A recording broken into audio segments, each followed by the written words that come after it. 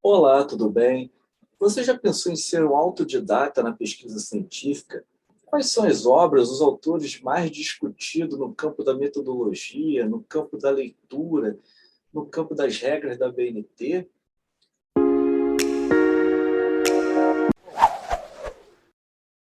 O vídeo de hoje é sobre quais são as obras, os autores mais discutidos no campo da pesquisa científica. Ou seja, aqueles livros mais utilizados pelos pesquisadores no campo do estudo científico, da investigação científica e também da metodologia. Eu trago aqui para vocês algumas obras que eu tenho utilizado parcialmente nos meus cursos, nas minhas palestras que eu ministro sobre o campo da investigação científica. A princípio, o campo da investigação científica é vastíssimo. Nós temos aí compêndios, livros, manuais, né, que nos trazem regras para que a gente possa ler melhor, citar melhor os autores de forma direta, de forma indireta, como se formula um relatório, como se formula uma resenha, como se formula um artigo científico, como se monta um seminário, como você pode também participar de um congresso científico, quais são as formas, gêneros textuais no campo da pesquisa científica. Aqueles que são autodidata, como eu sou, é interessante adquirirmos essas obras, ou mesmo vocês, digamos, consultá-las numa biblioteca de uma universidade na qual você estuda, ou que você esteja vinculado na condição de estudante ou de pesquisador. Eu trago aqui para vocês o livro mais clássico aí, da Marina de Andrade Marconi, Eva Maria Lacatos, que é o Fundamentos de Metodologia Científica, uma obra publicada pela editora Atlas. Tá? É um livro que já está na sua sexta edição, pelo menos esta edição é a sexta. Então, é um livro que nos traz aí técnicas de leitura, né, técnicas de análise textual, exemplos de como você cria um esquema, um resumo, as fases da leitura, né, a leitura informativa, aquela que você toma algumas informações, a leitura de cunho de estudo aprofundado. Então, é um livro bastante rico, tá? A capa dele está aqui. É uma edição que eu tenho aqui na minha biblioteca particular. É uma edição de 1985, a primeira edição, mas essa edição é de 2007. E faz tempo que eu tenho essa obra, aproximadamente 7, 8 anos, mas eu não comprei ela nova, comprei ela usada. Então, ela nos traz também a criação de hipóteses, conjecturas, como o pesquisador pode criar hipóteses, criar conjecturas, não é? Fazer do seu estudo, digamos ali, traçar um problema dentro de uma pesquisa científica, o que é um objetivo geral, o que são os objetivos específicos, a questão do método da pesquisa, né? Se é uma pesquisa empírica, se é uma pesquisa bibliográfica. Então, todas essas terminologias, elas perpassam essa obra, que é uma obra bastante significativa. Os autores, a Maria de Andrade Marconi é graduada em História e Pedagogia, Estudos Sociais, tá? É doutora em Ciências e Antropologia pela Faculdade de História da Unesp e é professora concursada também da Unesp de Franca. E a Eva Maria Lacatos é graduada em Administração de Empresas e Jornalismo e pós-graduada em Ciências Sociais. É mestre e doutora em Ciências e doutora também em Filosofia e Metodologia Científica. Bom, com esse manual aqui, eu creio que o pesquisador possa ter como consulta e mesmo como referência para que ele possa utilizar na construção do seu conhecimento científico. É interessante dizermos também que as autoras, né, tanto a Marina e a Eva, elas são de formações distintas, uma é formada em administração, né, como vocês viram aqui, a outra digamos aqui, em história, né? Então, uma vem aí do campo talvez um campo mercadológico e uma outra da licenciatura de História. Aqui nós temos também fases de que, como o pesquisador pode criar entrevista. Eu mesmo criei uma entrevista com com o autor que eu estudei no meu doutorado, que é o Rui Reis Tapioca. Eu reproduzo a entrevista no anexo da minha tese de doutorado. Tá? Então, essas técnicas de pesquisa as autoras nos trazem muito bem, com a pesquisa de campo. Tá? Eu estou folheando aqui praticamente aleatoriamente, mas se vocês conseguirem adquirir a obra, ou mesmo ter condições de comprá-la, não, de emprestar ou comprar, né? Eu creio que seja uma boa aquisição para vocês terem na biblioteca. Agora, uma outra obra que muito me influenciou desde a minha graduação, especialização, mestrado e doutorado foi Como se faz uma tese de Humberto Eco.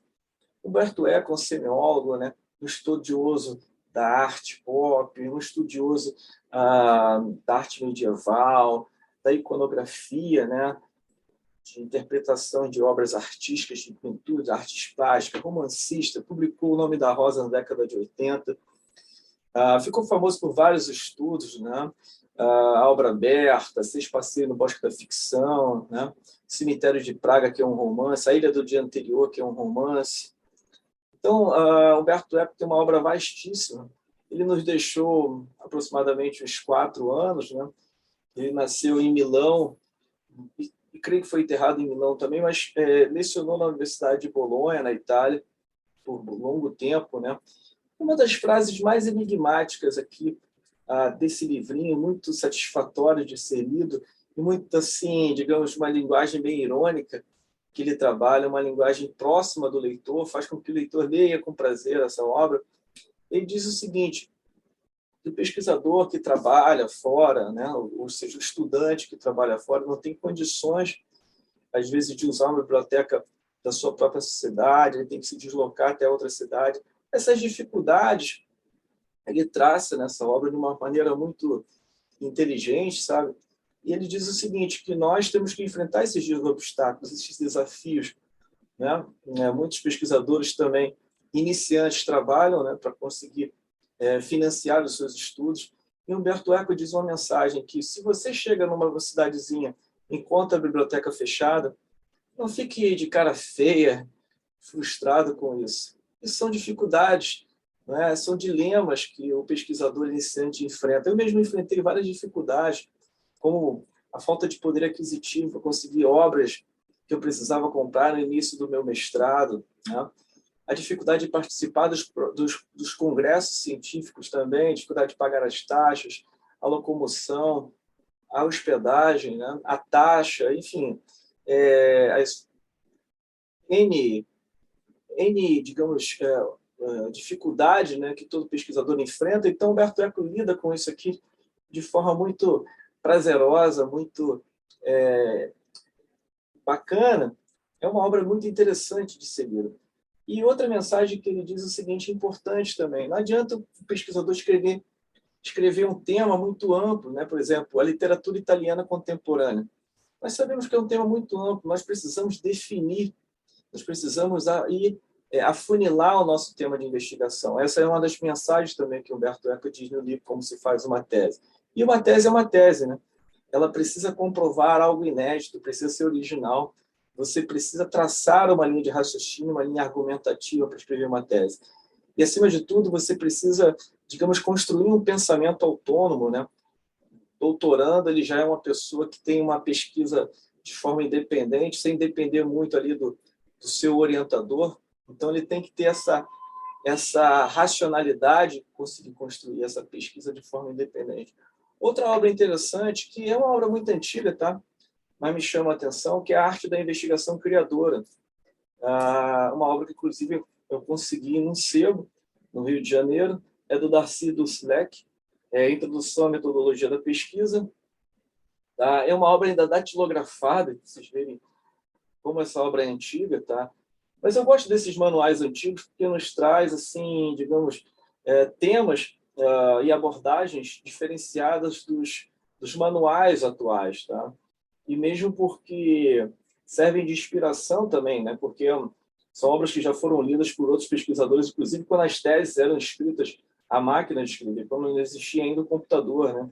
Nós sabemos, nessa época, os pesquisadores não tinha Google acadêmico, não tinha Google, quer dizer, ele tinha que pesquisar, de fato, por meio dos livros, né? Então, nós sabemos da dificuldade enfrentada aos pesquisadores da década de 80, década de 70. Então, aqui tem vários detalhes, né, da pesquisa científica, as etapas da pesquisa científica, a natureza da pesquisa científica. Essa questão de produzir ciência é muito relevante, sabermos que Gaston Bachelard, que é um filósofo francês, tem um espírito científico, uma obra muito fundamental para entendermos essa questão da ciência. Pedro Demo também, um outro autor, mas um autor brasileiro, né, que nos traz essa questão de o professor ser pesquisador. O professor não pode dar aulas, mas o professor precisa transformar o conhecimento, desdobrar o conhecimento científico, alavancar a ciência. Acima de tudo, dar aulas, você apenas imita o que os outros já fizeram, você só serve de papagaio, né? Ele utiliza essas palavras, o professor Pedro Demo. E o professor tem que ser esse professor pesquisador, essa inspiração, digamos, esse torrencial de ideias, não é? Essa forma de você conseguir trabalhar a pesquisa de uma forma dinâmica e prazerosa. Outro livro interessante que também vocês podem, esse aqui é um livro mais recente, mas vocês podem também adquirir, Produção Textual na Universidade, da Desiree Motta-Hoff e da Graciela Rabuski-Heinz. Acho que é assim que pronuncia o nome das autoras. Da editora Parábola. E é um livro também, as autoras, a professora da Universidade Federal de Santa Maria, e a Graciela, professora da Universidade Federal de Santa Maria também. As duas são licenciadas em letras, tá? E são autoras aí, digamos, novas no sentido dessa abordagem. O livro delas percorre desde a construção da escrita acadêmica, da condição do pesquisador utilizar um raciocínio argumentativo lógico dentro da pesquisa, que nós sabemos, a pesquisa científica você lida com uma linguagem mais fechada, mais, digamos ali, concreta e mais objetiva e, ao mesmo tempo, mais hermética, porque nem todos conseguem ler textos acadêmicos, né? Essa dificuldade de outros pesquisadores conseguirem ler textos de outros pesquisadores. Mas elas também trabalham com uma linguagem acessível, com ilustrações, tá? Eu estou pegando aqui, vou pegar aqui uma parte do sumário, a construção da resenha, né? Como nós formulamos uma resenha. Isso, na graduação, a gente trabalha muito com essa questão da resenha, que é um enfoque, digamos ali, misto entre o pessoal e o impessoal, né? Interessante que você também adiciona uma voz, pode adicionar uma voz na primeira pessoa, dependendo, digamos, do estilo que você escreve, né? Se você já tem essa presença dentro da pesquisa científica. Então, por que produzir textos acadêmicos? Ou seja, nós produzimos textos acadêmicos para dar publicidade aos estudos, né? E, ao mesmo tempo, para ter uma finalidade, uma contribuição relacionada à própria sociedade que nós, pesquisadores, representamos também, né? E avançamos no conhecimento científico. E, de certa forma, é um livro com aproximadamente 170 páginas, tá? E elas trabalham com esses conceitos, como eu falei, de técnicas de leitura também, tá? Da mensuração, digamos, de dados estatísticos fornecidos por tabelas que o próprio pesquisador cria. Já falei um pouco sobre a questão de tabelas, uso de tabela, fluxogramas, quadros explicativos. Já falei um pouquinho também no outro vídeo no YouTube. Peço que vocês deem uma olhadinha, tá? Agora abro um parênteses aqui. O meu curso na plataforma Hotmart, eu falo de forma exaustiva, quase, sobre tudo um pouco isso que eu venho abordando, mas de uma maneira ali com materiais inclusos, tá? De uma maneira de práticas exemplificadas, que é um dos subtítulos do meu curso. Eu trago modelos de autoria própria, né, na minha condição de pesquisador. Então, quem deseja fazer o curso, entra lá na página do meu Instagram, no meu Linktree, e dê uma olhadinha que vocês vão conseguir visualizar. Mas, antes de mais nada, eu tenho a última obra aqui que eu gostaria de mencionar, é Como Fazer uma Monografia, que já é um grande clássico, né? Que é do Délcio Vieira Salomão, que é publicado pela Martins Fontes. É um livro que o autor traz também técnicas de leitura, técnicas de estudo, principalmente. Acho que a originalidade da obra do Délcio Salomão, que é um clássico, mas, enfim, a questão da resenha, do resumo, do aperfeiçoamento da leitura, tá?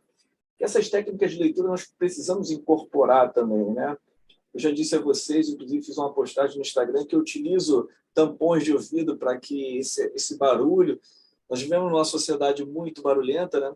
Então, para conseguirmos afastar esse barulho, nós precisamos usar os tampões de ouvido, tá? Eu uso muito isso no momento que eu preciso fazer fichamento, no momento que eu preciso, digamos ali, criar um texto de autoria própria, né? Então, eu preciso usar os tampões, tá? Então, aqui tem os trabalhos científicos, a natureza da pesquisa científica, digamos ali, ele pega na mão do pesquisador e guia esse pesquisador iniciante, né? Porque o livro é como fazer uma monografia. De fato, a monografia, você não precisa provar nada de original, você precisa, de fato, um estudo monográfico que você descreve os autores que você utiliza e o professor vai analisar a forma que você condensa essas ideias, você sistematiza essas ideias e, ao mesmo tempo, as coloca numa linha de raciocínio, né?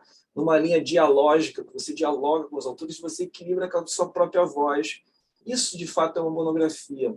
Você não precisa trazer nada tão original, mas sim dar conta de juntar referências úteis ao seu pensamento, à sua linha de raciocínio, né?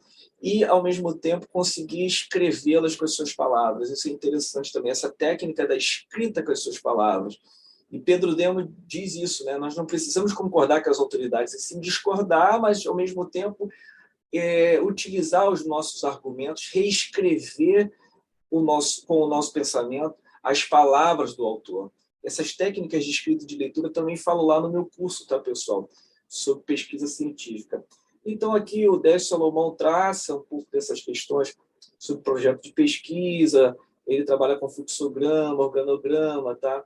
Tabelas, cronogramas, relatório, divulgação científica, abstract, que é o resumo em inglês, né? Como se fosse um resumo, tá? Como essa parte da pesquisa científica é uma profissão, parece que Décio Salomão encara como uma profissão. Bom, dentre esses compêndios que eu acabei de mostrar a vocês, todos são importantes. É lógico, você vai encontrar muitos na rede, inclusive de forma gratuita, né? Você pode encontrar PDFs, isso facilita também, você não precisa comprar. Mas a minha mensagem principal aqui no vídeo de hoje é fazer com que vocês observem a metodologia de uma forma mais autodidata. Você pode, sim, usufruí-la de uma forma autodidata, né? Lógico, você fazendo os cursos de metodologia científica, de pesquisa acadêmica, de escrita acadêmica, principalmente a escrita, isso facilita muito também que você possa ter acesso a esses materiais e entender o que significa, por exemplo, estado da arte, não é? Digamos, essa questão de você fazer pesquisa sobre o que já foi feito, né? Eu esqueci uma palavra, mas fortuna da arte também, estado da arte, fortuna crítica, essa palavra, essa expressão. São expressões sinônimas, né? Então, você assimila isso com mais facilidade. Bom, aqueles que desejam tecer comentários sobre o que foi dito aqui, fiquem à vontade. Os que não estão inscritos no canal, se inscrevam no canal para conseguir ativar as notificações. Até o próximo vídeo e um grande abraço a todos, pessoal.